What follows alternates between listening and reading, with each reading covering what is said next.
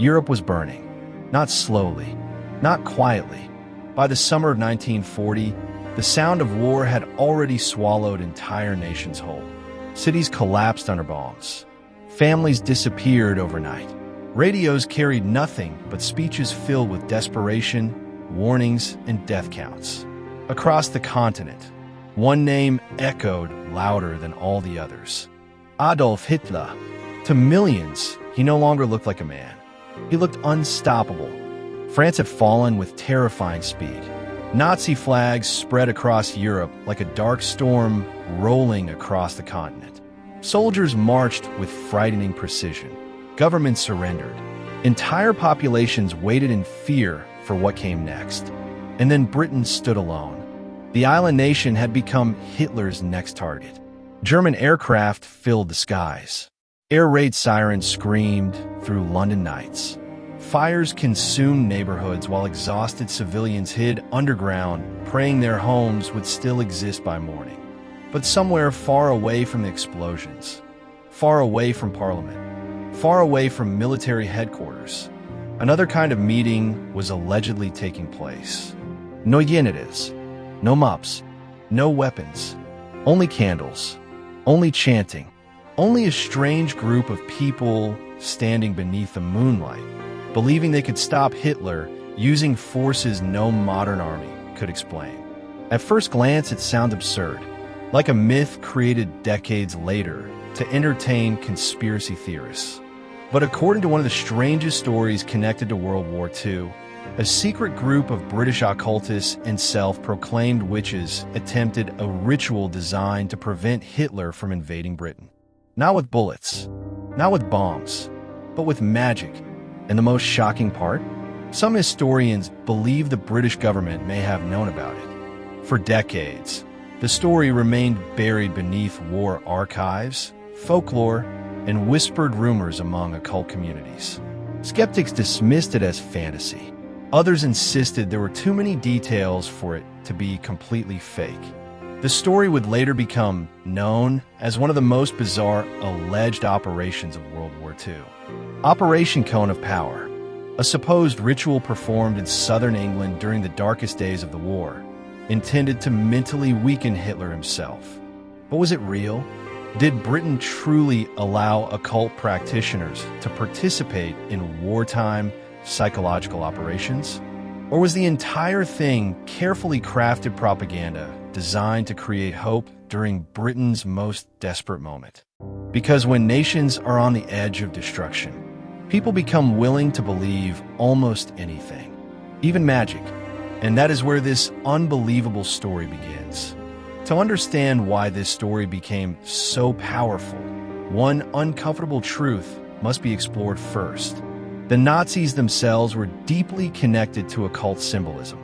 This fact alone helped fuel countless conspiracy theories during and after the war.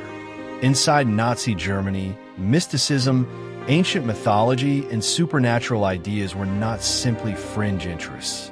Several high-ranking Nazi officials openly embraced strange beliefs involving destiny, ancient bloodlines, hidden artifacts, and mythical power. One of the most infamous figures connected to these ideas was Heinrich Himmler. Himmler was obsessed with Germanic mythology and occult symbolism. He transformed the SS into something beyond a military organization. In many ways, he treated it like a dark spiritual order. Ancient runes became official SS symbols. Ceremonial rituals were encouraged. Castles were redesigned to resemble mythical temples. One location in particular became infamous: Wilsberg Castle. Himmler envisioned it as a spiritual center for the SS elite. Rumors spread that occult ceremonies were performed there, though historians still debate how exaggerated those claims became over time. Meanwhile, Nazi propaganda carefully cultivated an image of destiny and supernatural inevitability around Hitler himself. To supporters, Hitler was portrayed almost like a chosen figure sent to restore Germany. And because of this atmosphere, stories about supernatural warfare began spreading everywhere. Some claimed Nazi scientists searched for mystical relics. Others believed secret societies influenced military decisions. Whispers emerged about hidden rituals performed beneath castles and mountains. Most of these stories were likely exaggerated, but during wartime, perception matters almost as much as reality. And in Britain, fear of Nazi power was growing fast. People desperately searched for hope, even unconventional hope. In 1940, Britain faced near catastrophe. After the evacuation at Dunkirk, much of Europe had already fallen under Nazi control. Hitler's military machine appeared unstoppable. Britain now stood isolated against one of the most powerful war forces in human history. Then came the terrifying possibility: Operation Sea Lion, Hitler's proposed invasion of Britain. Military experts feared German troops could eventually land on British shores if the Royal Air Force failed to stop Nazi air superiority. The entire country entered survival mode. Children were evacuated. Food was rationed. Windows were blacked out at night. Civilians prepared for invasion. Fear spread everywhere. And in moments like this, unusual stories begin to thrive. Because war changes human psychology. Rational people begin exploring irrational ideas when conventional solutions no longer feel sufficient. This is the environment where Britain's alleged occult operation was born. Far from London, in an area called the New Forest, stories circulated about secret gatherings involving practitioners of witchcraft and pagan rituals. At the center of many later claims stood one controversial man, Gerald Gardner. Gardner would later become one of the most influential figures in modern witchcraft movements. But during World War II, he allegedly claimed involvement in a supernatural ritual designed to stop Hitler himself. According to Gardner's later writings, a group of witches gathered in the New Forest during 1940 to perform an ancient magical ritual known as the Cone of Power. The objective? To send a psychic message directly into Hitler's mind. You cannot cross the sea.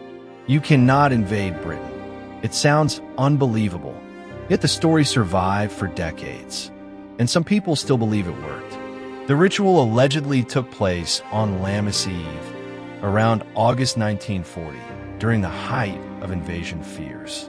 According to later accounts, a secret coven gathered in the woods of southern England under the cover of darkness. Candles flickered in the cold night air. Voices echoed through the forest. Participants formed circles while chanting repeatedly. The ritual itself supposedly focused on building concentrated spiritual energy, the so-called Cone of Power. In occult traditions, this concept refers to a collective release of mental and spiritual force directed toward a specific target. In this case, the target was Hitler. Gardner later claimed the ritual's purpose was psychological domination. The participants allegedly attempted to implant a powerful command into Hitler's subconscious mind. Do not invade Britain. Over and over, they repeated variations of the message while entering trance-like states. Some versions of the story claim the ritual lasted for hours. Others say several elderly participants collapsed afterward due to exhaustion.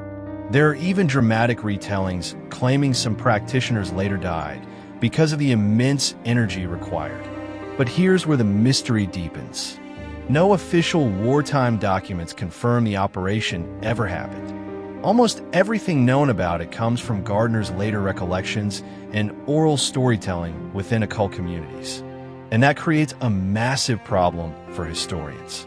Was Gardner telling the truth, exaggerating, or inventing an unforgettable myth? Because by the time these stories became widely known, decades had already passed since the war. Memories had blurred, legends had evolved, and sensationalism had become profitable.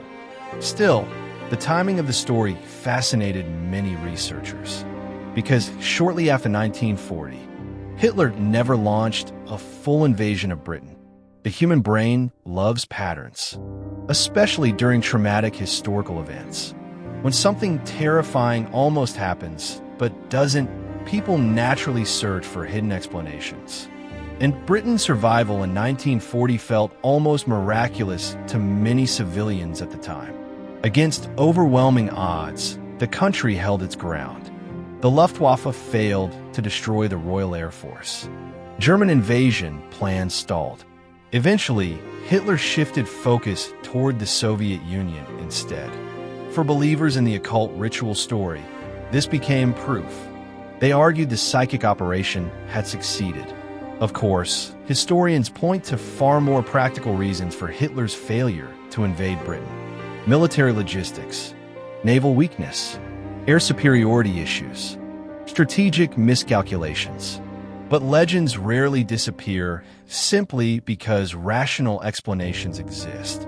In fact, mystery often becomes stronger when reality leaves emotional gaps people still want filled. And World War II created countless emotional gaps. People wanted to believe evil could be defeated not only by weapons, but by unseen forces. That belief became psychologically powerful, especially after years of bombings, death, and fear. Some wartime citizens even participated in unofficial folk rituals for protection. Charms, prayers, superstitions, symbolic ceremonies. During war, the line between morale and magic becomes surprisingly thin.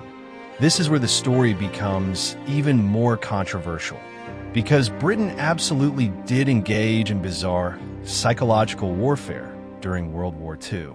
Not magic necessarily, but operations strange enough to blur the line between reality and fiction. British intelligence agencies became masters of deception. Fake armies were created. False invasion plans were leaked. Actors and double agents spread misinformation across Europe. One of the most famous examples was Operation Mincemeat. British intelligence used a corpse carrying fake military documents to deceive Nazi Germany about Allied invasion plans. And incredibly, it worked. This operation proved something important. Psychology could change the course of war. Because of this, some researchers argue Britain may have tolerated fringe occult groups if they boosted morale or distracted the public. Others speculate intelligence agencies monitored occult communities simply because they monitored nearly everyone during wartime. However, no verified evidence proves the British government officially sponsored witchcraft rituals against Hitler. That distinction matters enormously. Still, conspiracy theories exploded after the war. Some claimed Winston Churchill secretly approved occult experiments. Others alleged intelligence officers consulted astrologers. Most historians reject these theories due to lack of evidence. But the myths never fully disappeared. Because once people imagine secret magic wars happening behind the scenes of World War II, it becomes difficult to forget. To truly understand how stories like this survive, one word becomes essential: propaganda. World War II was not only fought with tanks and aircraft, it was fought with stories. Every nation attempted to shape public perception. Fear became a weapon. Hope became a weapon. Governments carefully controlled narratives to maintain morale. Posters encouraged courage. Films demonized enemies. Radio broadcasts manipulated emotions daily. In such an environment, strange rumors spread rapidly. Some were intentionally created. Others emerged naturally through fear and imagination. And supernatural stories were especially powerful because they gave ordinary civilians a feeling of participation. If soldiers fought physically, then perhaps civilians could fight spiritually. Even symbolic resistance mattered psychologically. That is why some historians believe the witchcraft story may have evolved as morale folklore rather than literal truth. A myth capable of emotionally empowering frightened civilians. And honestly, that may have made it more powerful than reality itself. The man at the center of the story remains deeply controversial: Gerald Gardner. After the war, Gardner became one of the most influential figures associated with modern paganism and Wicca. He published books discussing witchcraft traditions and claimed surviving secret covens existed within Britain. Critics accused him of exaggeration. Supporters viewed him as preserving hidden knowledge. And the Operation Cone of Power story became one of his most famous wartime claims. Skeptics argue Gardner had strong incentives to dramatize occult history after the war because sensational stories attracted attention. Others believe at least part of the ritual genuinely occurred, even if later retellings became embellished. The truth may lie somewhere in between.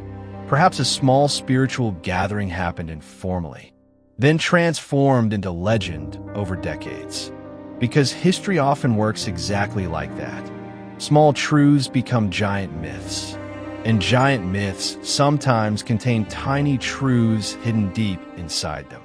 Even now, decades after World War II ended, the story continues spreading online. Documentaries revisit it, podcasts debate it, YouTube creators retell it dramatically.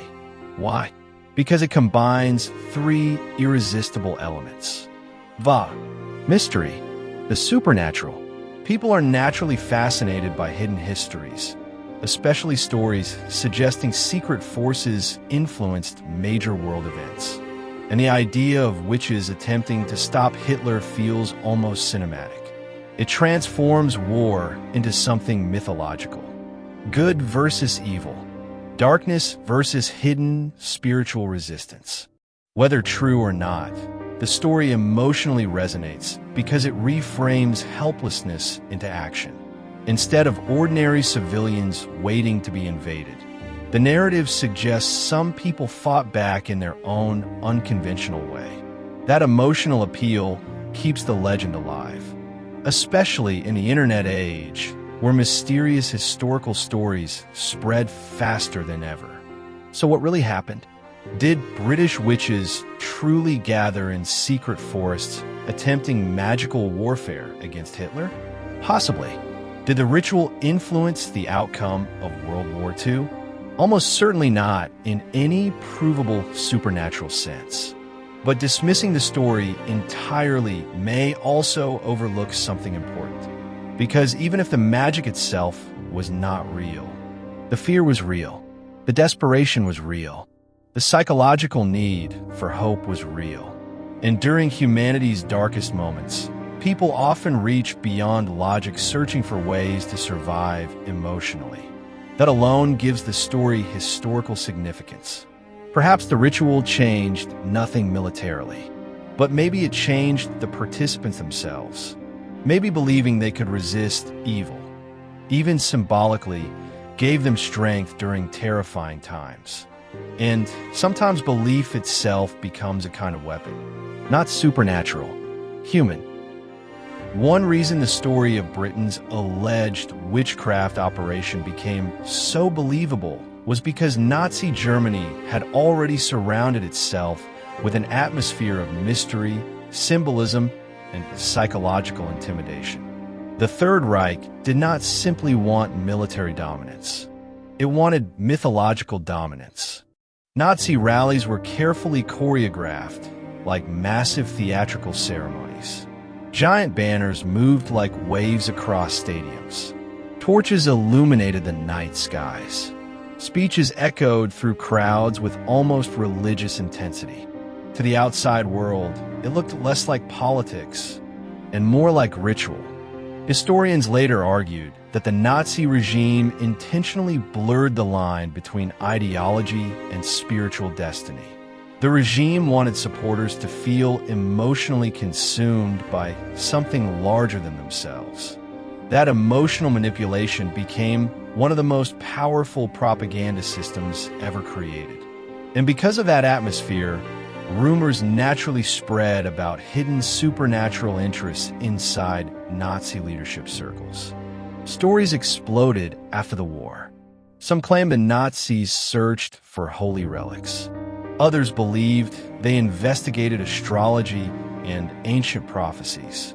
There were even tales involving hidden expeditions to Tibet, secret artifacts, and mystical energy sources. Many of these stories were exaggerated by post-war media and conspiracy culture. But the truth is more complicated.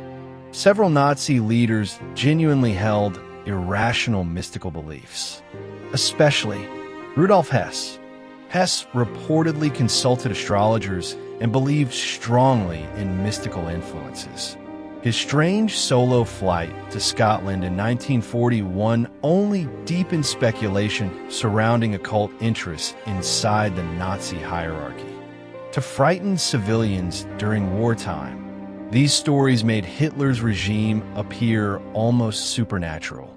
And when people perceive evil as supernatural, they begin imagining supernatural ways to fight it. That psychological environment helped legends like Britain's witchcraft operation survive long after the war ended.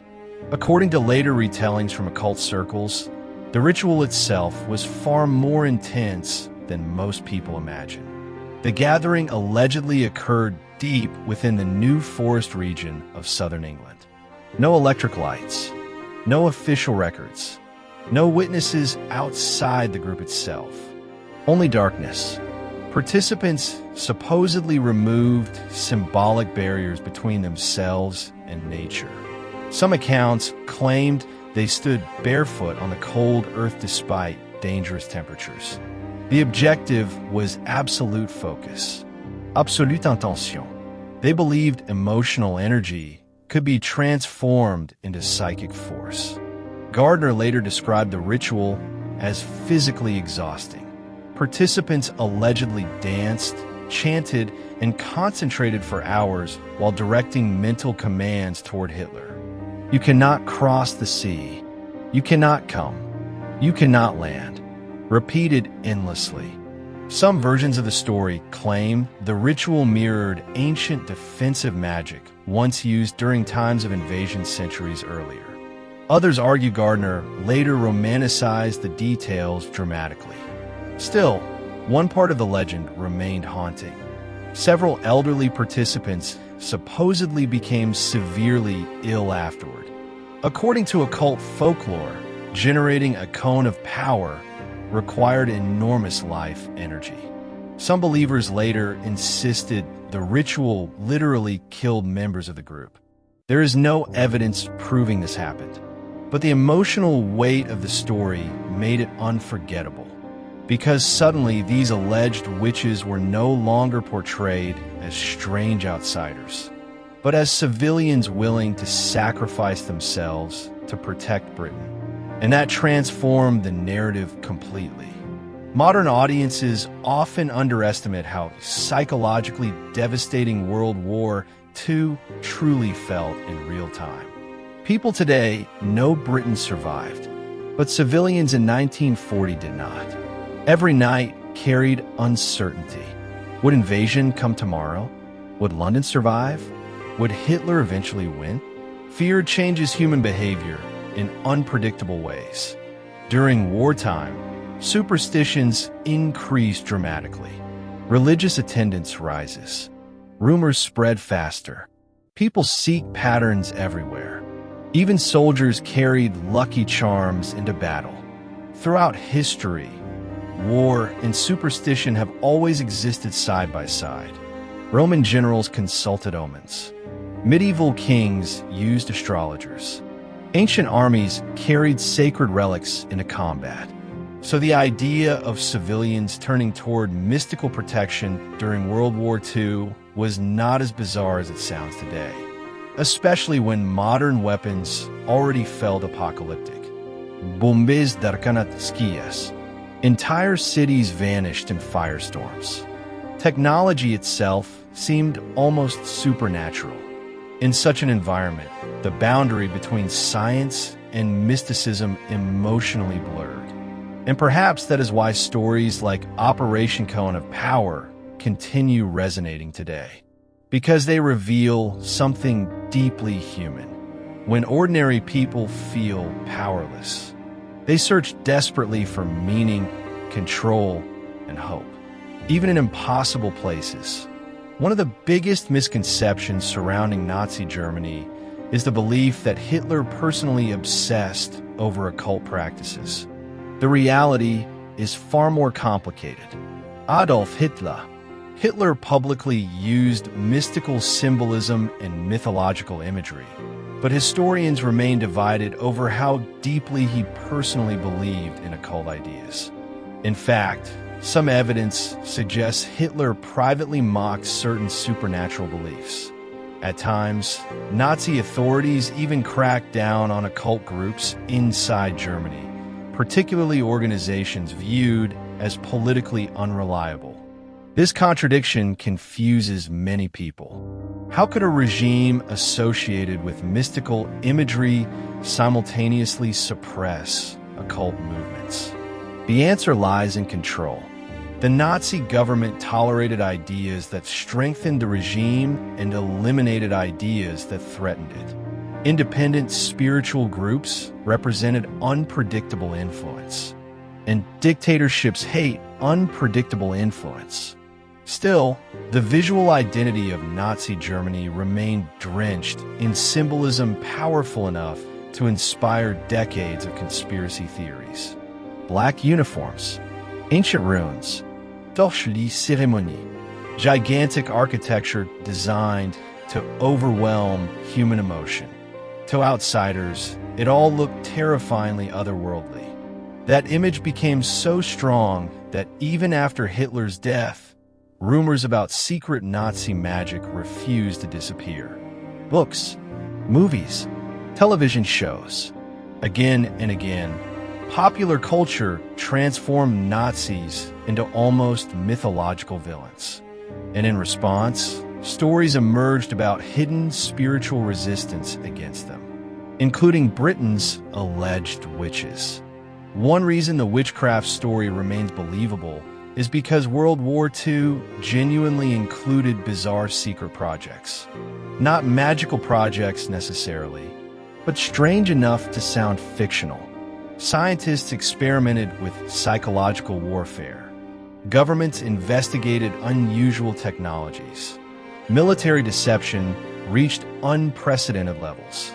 One famous British operation involved inflatable tanks designed to trick enemy reconnaissance aircraft. Fake radio traffic was broadcast to simulate non-existent armies.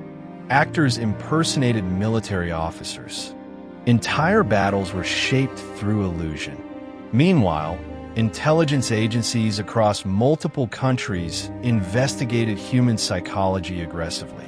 Mind manipulation, propaganda effects, fear conditioning, mass persuasion. The war became a laboratory for controlling perception. And because real secret operations already sounded unbelievable, stories about occult experiments became easier for people to accept. After all, if governments could fake entire armies, why wouldn't they secretly explore stranger possibilities too? This question fueled conspiracy culture for decades, even without evidence. After World War II ended, Europe entered a psychological reckoning unlike anything in modern history. Millions were dead. Cities were destroyed. Humanity struggled to process the scale of horror it had witnessed. And during periods of collective trauma, myths expand rapidly. People search for hidden explanations behind unimaginable events. This environment created the perfect conditions for occult legends to spread. Suddenly, bookstores filled with sensational claims. Secret Nazi rituals, hidden societies, forbidden wartime experiments. Some authors mixed tiny historical truths with massive fictional speculation. Others intentionally exaggerated stories for profit.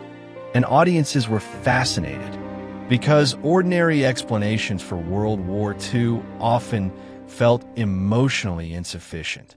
People wanted deeper mysteries, hidden forces, secret histories.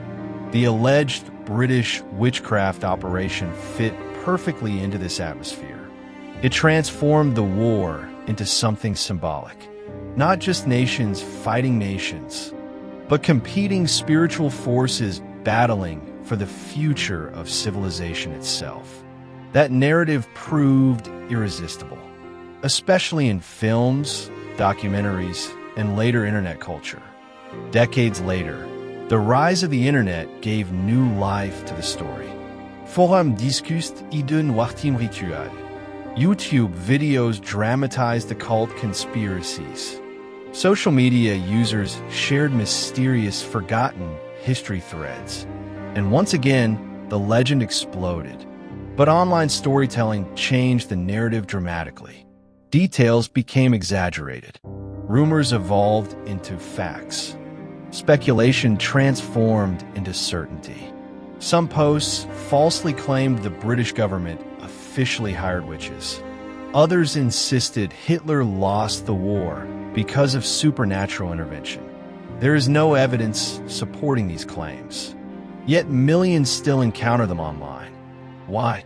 Because mystery spreads faster than nuance. A complicated historical explanation rarely goes viral. But a secret ritual against Hitler? That captures attention instantly, especially when combined with dramatic music, dark imagery, and wartime footage. Modern internet culture thrives on hidden history storytelling, and Operation Cone of Power became one of its favorite subjects. Not because it was fully proven, but because uncertainty itself became entertaining. The deeper researchers examine stories like this, the more one uncomfortable truth emerges. Humans are naturally drawn toward supernatural explanations during moments of chaos. This is not stupidity. It is psychology. When people experience fear on a massive scale, the brain searches for patterns and meaning. Random events become emotionally unbearable.